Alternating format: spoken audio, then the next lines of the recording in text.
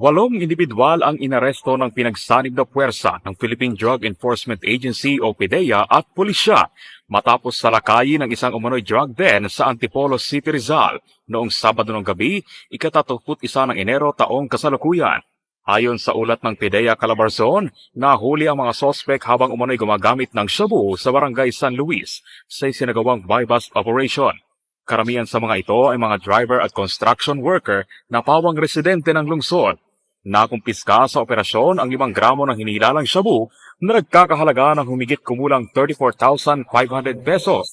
Pati na rin ang iba't ibang drug paraphernalia. Ang mga sospek ay mahaharap sa kasong paglabag sa Comprehensive Dangerous Drugs Act of 2002.